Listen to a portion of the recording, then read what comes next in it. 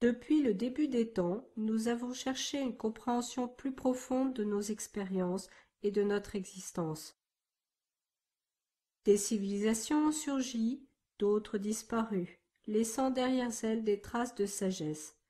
Y a-t-il des indices dans ces traces qui peuvent nous aider à unifier cette sagesse ancienne avec la pointe de la recherche d'aujourd'hui?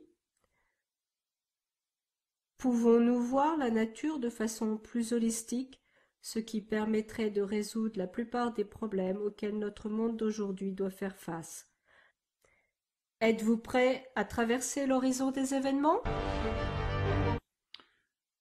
Peut-être au lieu de rechercher une particule fondamentale, nous devrions plutôt rechercher un principe fondamental de division. Nous devrions commencer à chercher un motif fondamental de la création. Car si nous comprenons le motif, nous comprenons le principe sous-jacent, l'identité. Alors maintenant, nous avons les clés de la création, les clés des forces universelles. J'ai trouvé finalement que la clé était la géométrie. Dans une structure finie se trouve la possibilité d'une infinité de divisions. Et donc, les infinis et les structures finies sont complémentaires. Si notre univers est en expansion, alors il doit y avoir quelque chose se contractant. Il doit y avoir une compression qui se produit de sorte qu'il y ait une expansion. Il doit y avoir une boucle rétroactive entre l'expansion et la contraction. Le fait que nous pouvons voir la boucle rétroactive d'information entre la partie radiante et la partie compressive commence à ouvrir tout un nouveau champ de recherche en physique. Alors, simplement, Einstein a dit la gravité est le résultat de l'espace-temps qui se courbe comme la surface d'un trampoline.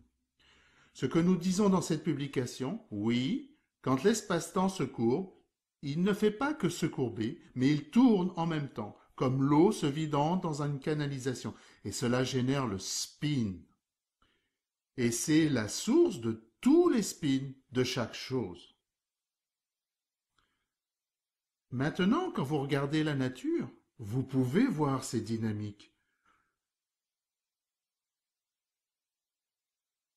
En prenant ces principes et en les appliquant pour vous-même, vous pouvez commencer à visualiser, à imaginer, vous pouvez commencer à expérimenter que peut-être dans la structure finie dans laquelle vous êtes se trouve le potentiel de division infinie, le potentiel d'information à l'infini.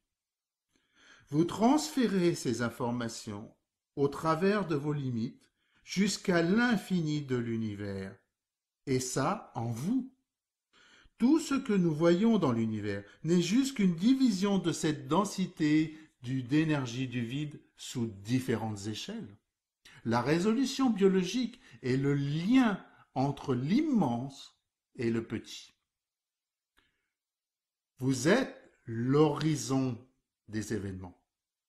Au lieu de vous voir comme un petit point insignifiant qui ne veut rien dire à l'univers, vous commencez à vous voir comme le centre de la création.